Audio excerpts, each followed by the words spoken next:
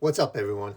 Welcome back to Comic Book Lounge. Today we'll be diving into the chaos of Deadpool #1 with a new creative team of writer Benjamin Percy and artist Jeff Shaw.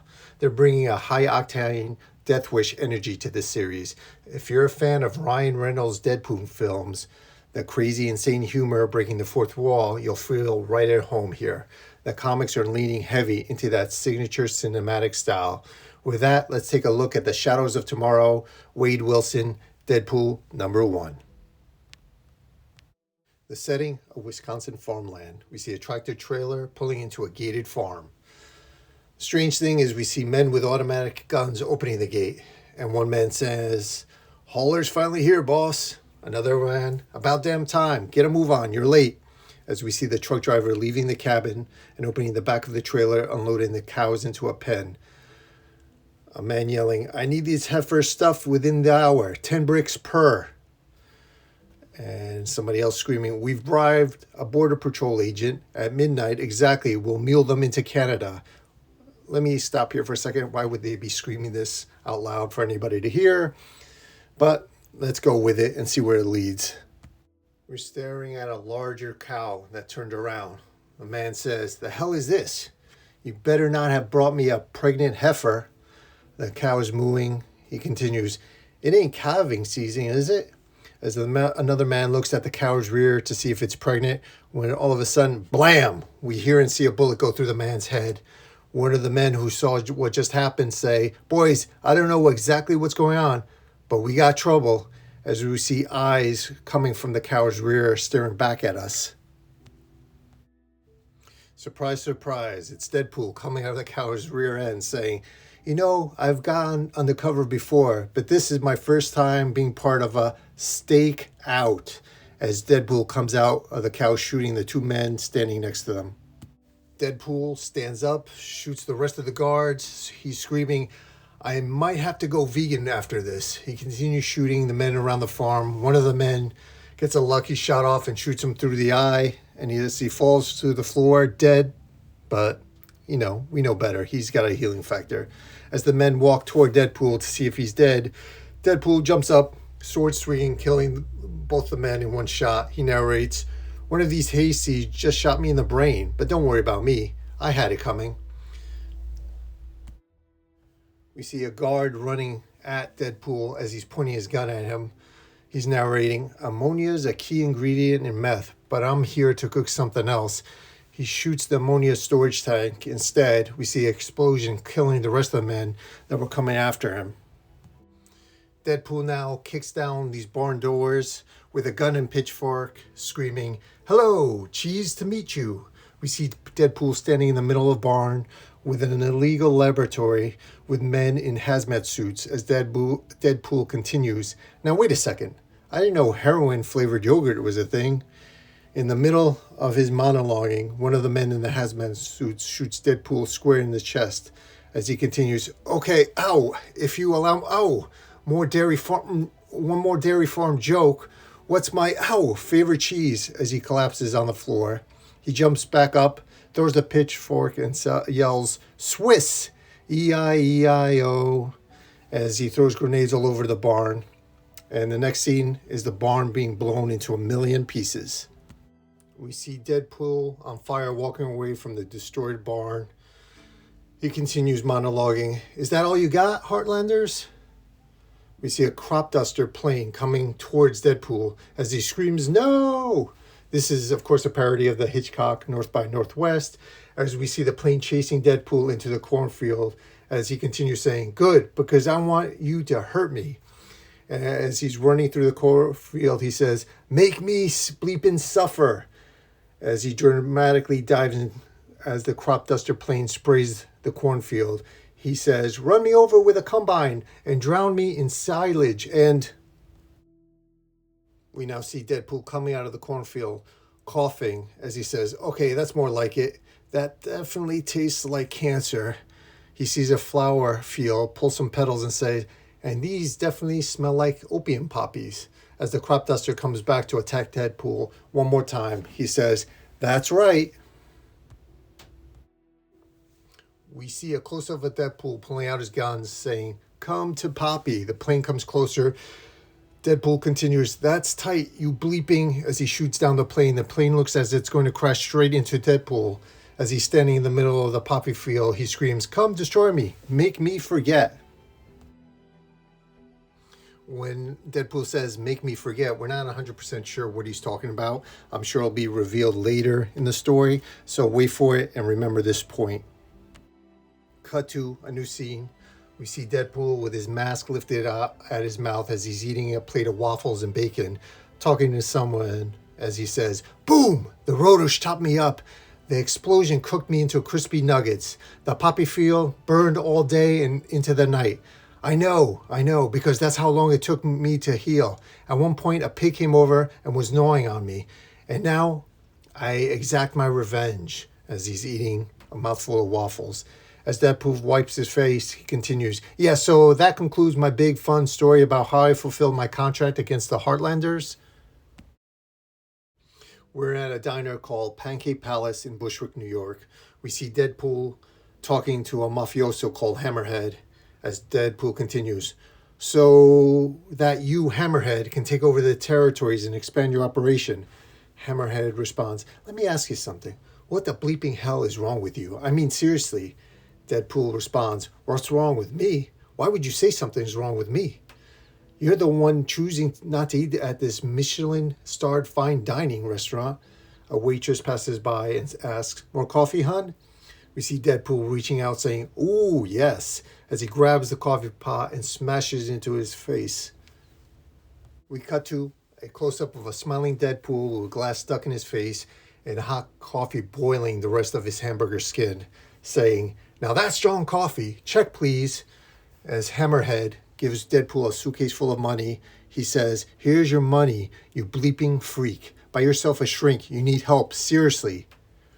As Deadpool opens his suitcase, takes out some cash, leaves it on the table as he runs out after Hammerhead, saying, Wait, don't you have another job for me?" We see Hammerhead getting into his limo as Deadpool continues yelling, "The more dangerous, the better." Hammerhead slams the door as Deadpool continues talking. "Hold on, aren't you going to at least shoot me and steal back your money? Come on, shoot me." Hammerhead responds, "You got the healing factor, so what? Pain's just a joke to you. It don't hurt." Deadpool, "Oh, it hurts. It hurts awful bad." We see Hammerhead's driver pull out a gun, pointing at Deadpool's head. And as Deadpool says, "That's the point." The next scene, we're inside the limo with Hammerhead as we hear the gun go off, the blood splatter onto the window, and Hammerhead says, "I really hate this bleeping guy." We see the limo driver take the suitcase full of money as Deadpool's bleeding out, lying on the floor unconscious, with a huge gaping hole where his eye should be, as the limo drives away. We cut to a splash page. We see Deadpool's last couple of adventures where he gets shocked to death, where Colossus rips him in half, the Vulture is grinding his body up as he gives a thumbs up. He's thrown into a pit of spikes, Carnage is splitting his body in half, Kingpin is using a pile driver to squash his head as he narrates, "What's wrong with you?" is a question I've been asked my whole life, and I've never really known how to answer it. I guess I don't really belong. Is what's wrong with me? As I throw myself into any job that will give me a shot, smashed flat, torched, or torn apart as I wander into speeding traffic again and again. I'm nobody's hero, but that doesn't necessarily make me a villain. But lately, I know exactly how to answer that question. I know exactly what's wrong with me.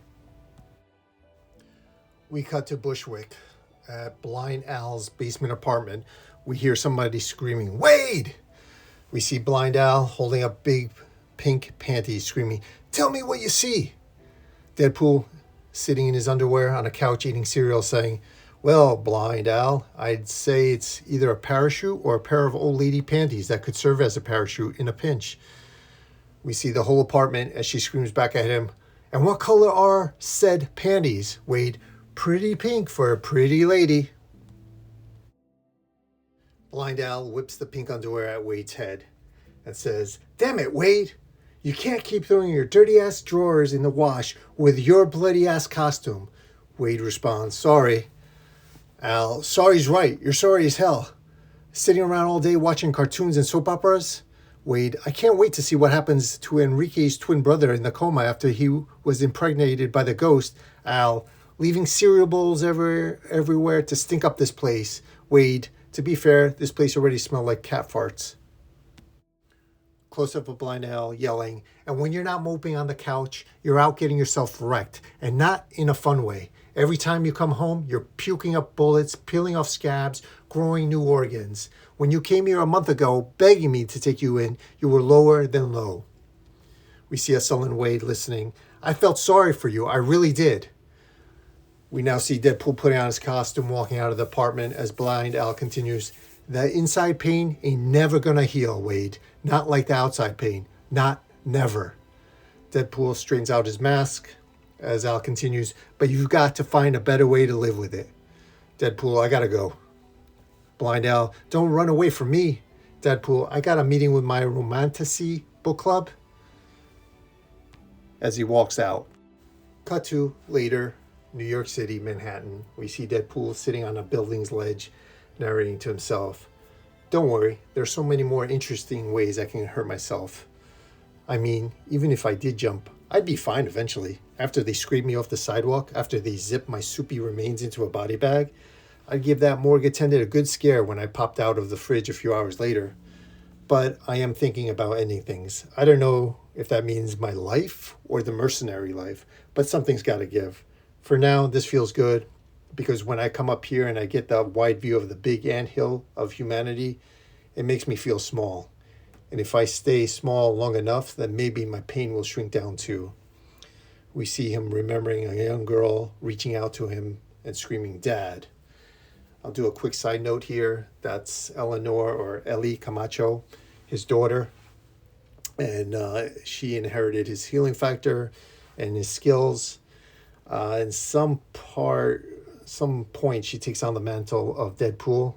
It's a storyline I haven't read, so I don't have that much info, but if you're interested, let me know, and I'll look into it more. We see a piece of paper floating toward Deadpool as he puts his head in his hands, continuing narrating. I'm so sorry, kid. He grabs the floating paper, uses it to wipe his tears as he continues. I either need a bullet to the brain or a bleeping hanky. As he looks down to the text on the paper, it says, a taxi will hit the purple car. He's like, what the? He throws the paper to the side and says, okie dokie, thanks for nothing. Deadpool hears a noise and looks over the edge of the building. He sees a taxi that crashed into a purple car, and he says, no way. Deadpool picks up the piece of paper that says, a fat man will dance like nobody's watching, as we see Deadpool running around looking at all the buildings saying, fat man, fat man. We see him point and say, fat man, as we see a fat man in a tutu dancing around a window in the building across the way. Deadpool says, a fat man dancing, but somebody's watching, and I think you're magnificent. Deadpool looks at the paper, and the text is changed again. He reads, a pigeon will ... as a pigeon poops on the paper, obscuring the rest of the text. Deadpool screams, what's next? What? As he raises his fist to the flying bird, saying, oh, you dirty bird, you. He again looks at the paper, and the text is different again. It says, do I have your attention? At 3:53 p.m., a terroristic group of clowns will take control of the F train. 271 people will die unless you decide to save them. We see Deadpool stand up, reinvigorated, standing on the ledge of the building, screaming, so wait, is this what I think it is? My shot at being an honest-to-goodness hero? If so, I can't wait to see how I F it up. To be continued. Bad Omens. Next storyline.